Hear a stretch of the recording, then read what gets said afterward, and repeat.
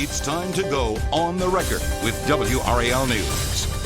Thanks so much for joining us for On the Record. I'm Lena Tillett. I'd like to start with some numbers tonight. 871 and 1 million. 871 represents how many days we've been in the coronavirus pandemic.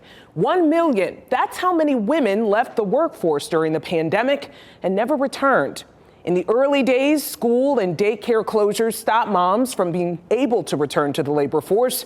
Today, like much else, the problem is supply and demand. There are just not enough daycares, nannies, and affordable childcare options to go around, as WRAL's Sarah Kruger investigated this week in Durham. It's a common stress for working parents. Nothing about childcare is easy.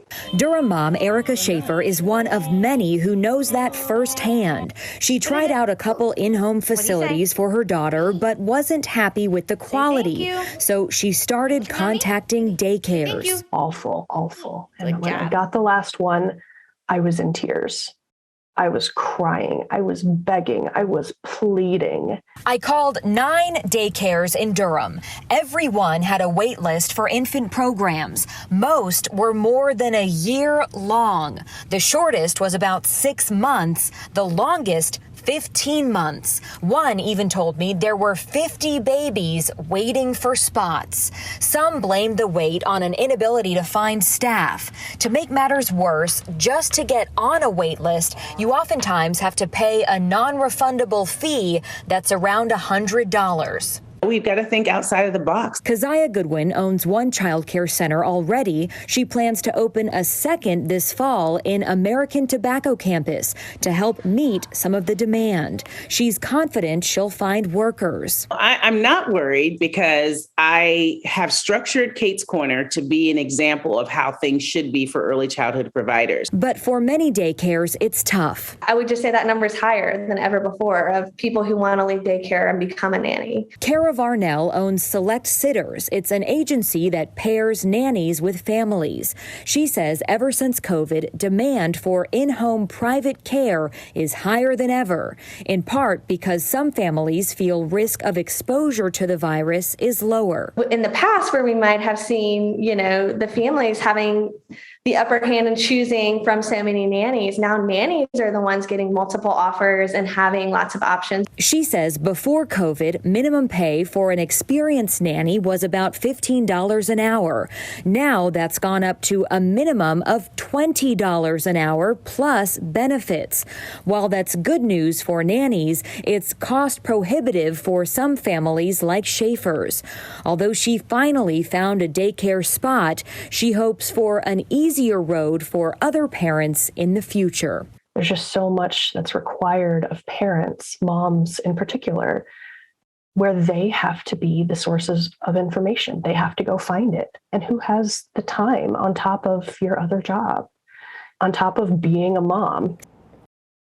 And joining us now to go deeper on this issue is WRAL Durham reporter Sarah Kruger, also the owner of Select Sitters that you just saw in the story, Cara Varnell, and Paige Weemain, professor of finance and director of research at UNC's Keenan Institute of Private Enterprise. Sarah, you have shared your own personal experience with the daycare situation. You said you hadn't even given birth yet, and yet you were on a wait list for a daycare, and you are still on that wait list, which is hard to believe. Tell us more about the reasons that you're hearing wait lists are so long right now. Right. So I was pregnant. I was due in December. So around October, I thought, okay, I'll need care starting in April, about 6 months out. Let me start calling some daycares, getting on some wait lists. And I was just shocked at what I was hearing. And yeah, that first choice daycare that my husband and I had really hoped to put our son in, we are still on the wait list. I called a few weeks ago and they said in a 16-person infant class, we are 17th on the list. So the entire class would have to turn over. And then maybe we would be closer to getting a spot. And I think the real issue that I've been hearing from daycares, both in my reporting and in my life as a new mom, is this staffing issue. And it's sort of compounding because since there are fewer people staffing these daycares, it's more workload on the people who are there. And then that prompts them to get burned out and leave the business. And without staff, it's just these wait lists keep piling up and the daycare's hands are really tied. You know, one of the anecdotes I've been hearing from moms is there's also this whole COVID component, right, where some daycares are having to shut down if some kids end up testing positive for COVID. And that has just been a headache as well, right? Right, exactly. And then in the cases where daycares do shut down, I've spoken with people who say, okay, well, I still have to go to work. So then they have to pay for the daycare that's closed, but they also have to pay for some kind of backup care. So they are paying double. And there are a number of other challenges as well for these families and daycares. People telling me, okay, once I get in off the wait list, then unfortunately, they're dealing with other things like daycares closing earlier than usual because of short staffing. So daycare will be closing at 5, and if you work until 5 at 36, that just doesn't work. You know, Kara, some of these issues were persistent before the pandemic. I've heard that from parents. I heard parents complaining about daycare providers before the pandemic. But it seemed to compound during the pandemic. When did you start seeing more nannies switching from working at daycares, and why did they tell you they were leaving?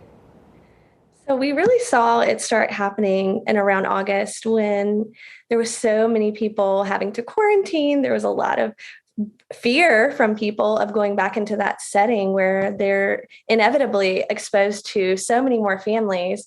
And so we started to see it really early on in COVID, but especially as the pandemic wore on, people started to burn out. They were just tired of, being in that setting and being all that exposure, getting sick, and then wanted a little bit more of the work-life balance that maybe being a nanny in a home would provide. Professor Ouimet, in your research, what are you learning about the impact that this availability crisis is having on women's ability to work? So it's really important. We know from a number of studies that access to childcare is going to impact women's ability to work. And so to the extent that we have access and that it's affordable, which is another big issue, then we do see that it's more likely that women can work. We're also seeing evidence on their careers. So to the extent that childcare is being supported in a region, we find women are more likely to get promoted. Their wage gains are stronger. So again, these are just all different factors that we need in order to support women to be effectively working and obviously to contribute to the economy. I was reading some of your research, and you wrote that female labor participation in the U.S. is considerably lower than that of nearly all the other G7 countries because they have female-specific benefits. What kind of benefits? What should employers be doing? So I think there's a couple of different things that employers can do. And I think the main one right now is flexibility, which I know is getting us a little off topic from childcare, but given the fact that childcares are often closing down, we need to allow women to necessarily be able to work from home or as needed if temporarily childcare is not available. Beyond that, obviously help in sort of subsidizing local childcares, and then again in providing parents with leave following the birth of a child. Well, we know not every job can be done remotely, and that's having an impact socioeconomically in terms of different incomes. We're going to talk about that after the break. We just have to take a quick break. Stay with us. At WRAL, we have the tools. Storms are firing up on the dual Doppler 5000 radar. We have the team. We are live here in downtown Raleigh on Fayetteville Street. And WRAL News at 6 has the people you've known and trusted for decades. I'm Deborah Morgan. And I'm Gerald Owens. We begin tonight with breaking news. Every night, everywhere. I'm Mark Boyle in the WRAL Live Center this afternoon. No matter how you're watching. And that's coverage you can count on.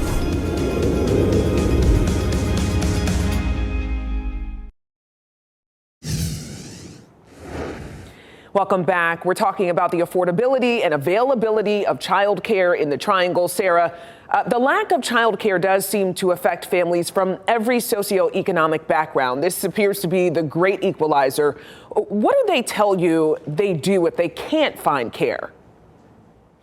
Excellent question. I think a lot of moms have been forced out of the workforce. And I say moms because I do think it happens more often that women are the ones who leave their jobs. I think also this really highlights how great it is to have family support nearby. I know a lot of people who told me they relied on family at least to fill in some of the gaps and help as they were on waiting lists. I also spoke with parents who said maybe they could get a part-time daycare spot. And so they took that, waiting until they could get a full-time spot. But it is definitely creating so many challenges for women because the thought of working from home with a baby next to you, I think I didn't fully realize this until I became a mom myself. That is really not possible. It's, I mean, they demand your attention, right? It's not like this is a side job. This is a full-time job. Kara, how competitive is it becoming for nannies? You talked about now they are demanding $20 an hour plus benefits. That seems like that prices out a lot of working class or middle class families. $15 an hour to $20 an hour. That's how much many women are getting paid. Right. And that's really hard because nannies are also seeing this as a competitive market. And so they might get multiple offers. And so families have to just then go above 20. They might have to go, we've seen as high as $30 an hour for nannies. And sometimes that is relevant to the nature of the position and how many children there are. But I would just say, yes, it is. If you pay for a nanny, sometimes you might price yourself out or pay most of what you make for a nanny. And so that can be challenging. Professor Wime, your research does show this affects Black and Latino women more. They're less able to work remotely, for instance, or can't afford $1,600 a month daycare options. What impact is that having on the economy? Well, so we are seeing this greater impact on lower skill women, so women without bachelor degrees, and we're also seeing a greater impact on minorities. And so it is going to increase some of these gaps that we're already seeing, such as racial gaps in pay. And that's a concern. It's a concern for equity. Why is this not more of an urgent issue? I mean, we're talking about women in the workforce and what's supposed to be our most prized possession, which is the future. Why do you think it's not talked about enough and not urgently addressed?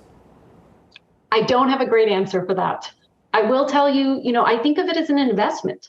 We're investing in allowing the women to be working now. And on top of that, we're investing in the children, which is going to be our next generation of workers. It seems like a no-brainer to me. All right, let's talk solutions. What do you believe could help fix this crisis? Would a federal child care credit for families help, or maybe credits for daycare providers so that they can pay workers more? I will take any of those. But the federal child tax credit is my favorite. This is a flexible payment that would go into the hands of families. They can choose how to spend it, and they can use it to subsidize childcare, which we know is very expensive. And also, as has already been mentioned, help to raise the cost of the women who are providing most of this childcare. Well, thank you all for joining me. This has certainly been a fascinating discussion. I am a mom to be, and again, I've been told to get on waiting lists, and that I don't even know if that's what I want right now, to put my child in a daycare at a certain age. There's just so much to factor in with this. So it's wonderful to have this information at least. And we want to help you all navigate this process as well.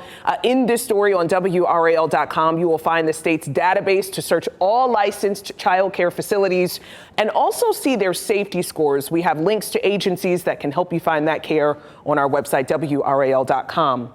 All right, when we come back, part of the strength of the economy is its perceived strength. We're back with two economists on the potential of a recession and if consumers can play a role in bringing down costs.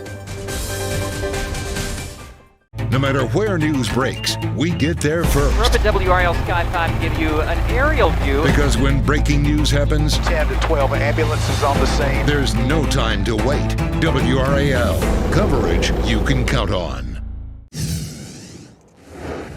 Welcome back. We don't often think of the role of psychology when it comes to the economy. Apparently, it's not all dollars and cents. Our behavior can affect costs as well.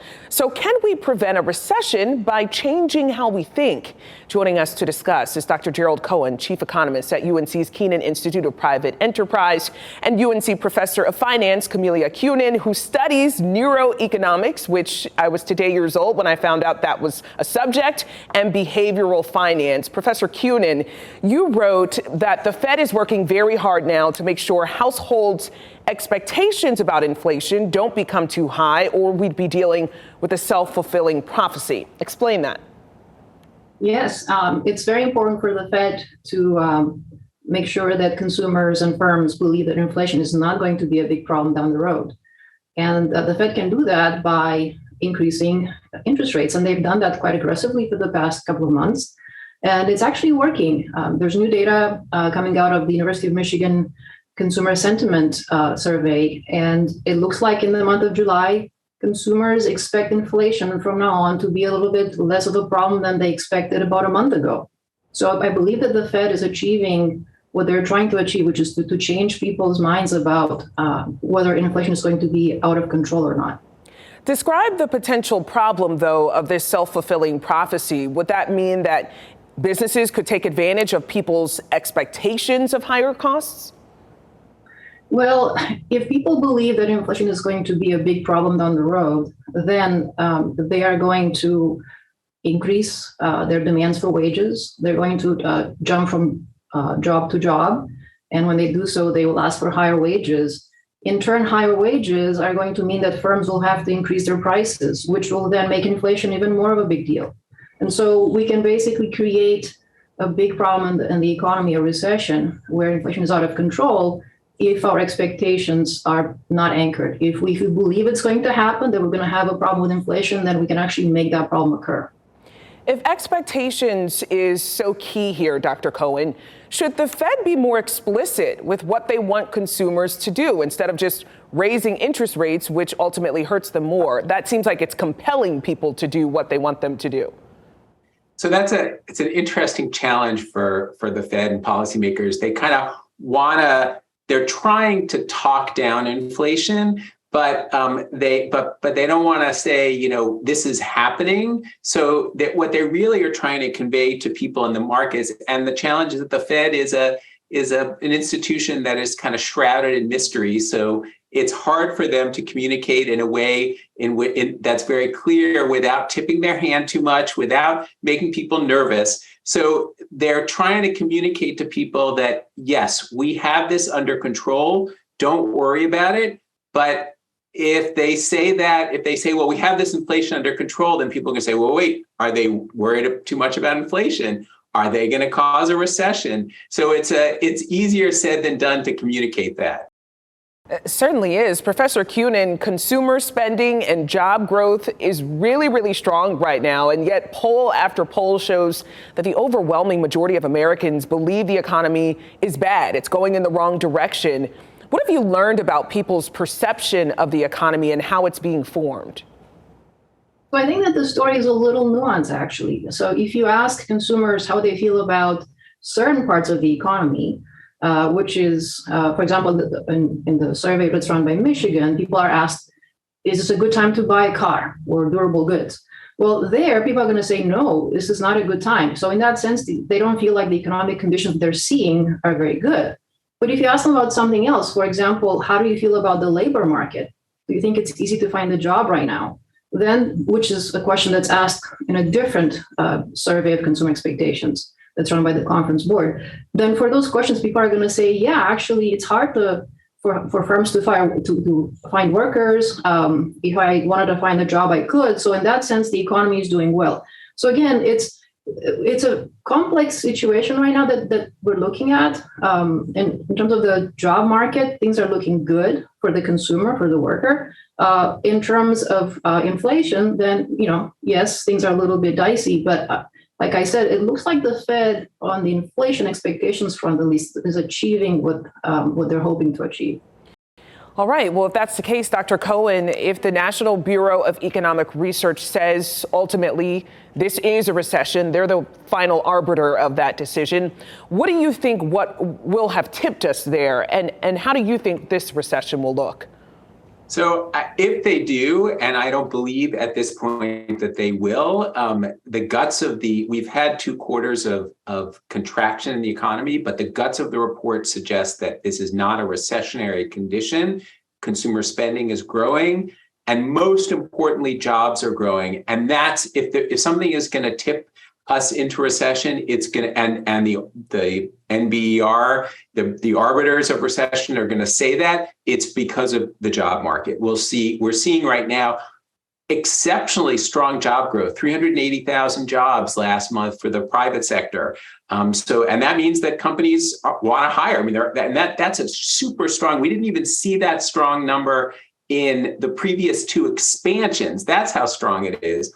So if that moves sharply down, if that starts to decline, then that's when I think the NBER and myself will say we're in a recession. But until we see that, and as Dr. Kunin said, that strong job growth is creating incomes, which is creating spending. That's a healthy sign for the economy. We know how devastating the recession, Dr. Cohen, was in 2008. People were losing homes. Many, particularly Black families, have still not been able to buy homes after losing their homes in that Great Recession. We also saw hundreds of thousands of jobs being lost every single day. How do you think this recession would look? How long do you think it would last? I wish I had that crystal ball. Given that outside of inflation, we don't have a lot of imbalances in the economy. And in some respects, the imbalances are places where housing demand is really strong and outstripping supply. Then I would imagine that the recession would be fairly mild, assuming that the Fed doesn't have to slam on the brakes and raise interest rates to levels we haven't seen since the 1980s, 10%. Because they're fighting this inflation battle. So if we end up in a recession and inflation is coming down, then I would expect it to be fairly mild. And I would say locally, because of the strength of our economy, we may not even have a recession. The economy in the triangle may not contract because we have all this job creation, all these companies that are moving in, all of this construction activity that's going on. So it may feel less recessionary here than it does in other parts of the country, but I would anticipate that the recession would be fairly mild.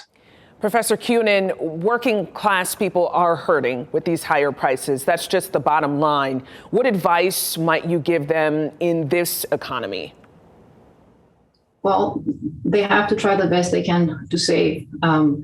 It turns out that a large fraction of U.S. households do not have enough savings for retirement, do not have enough savings to cover a negative financial shock in the amount of a few $100s. So we all as a society need to do a little bit better to prepare ourselves against future negative economic conditions. So I know it is hard to say right now because things do cost a lot.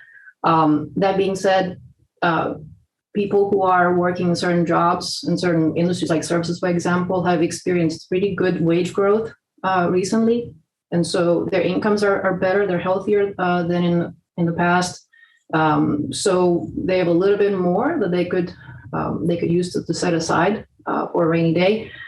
So, try to save as much as you can. Try to invest in things like equities that actually provide you with what's called an inflation hedge. So they'll do well if inflation is a high number. And just be cautious. You talked about the impact that wage growth is also having on inflation, and it's clearly an employee market, right? They have the leverage quickly. Should employees not be asking for higher wages because that could affect other prices? I think it's for an individual, it's in their best interest to ask for a higher wage, and it's also in their best interest to seek an outside job offer. It turns out that the highest wage gains that a person could get happen when you switch jobs, not within the same company, but when you change companies, that's when you get your highest raises. So, do the best you can for yourself and for your family. Professor Cunin and Dr. Cohen, thank you so much for your time. If you have something to say about tonight's discussion, you can follow me on Facebook at WRAL Lena Tillett. Have a great weekend. Start your day right with WRAL Morning News. Up to the second information with what's happening now in the Live Center. Storm damage out of tracking what could change your big plans with a WRAL certified forecast. And time saver traffic, so you always know how to get around the delays. We're up at WRAL Sky 5 to give you an aerial view. With the right information catered for you and your family. Tomorrow morning, every morning, only on WRAL Mornings, the Triangle's most watched morning news.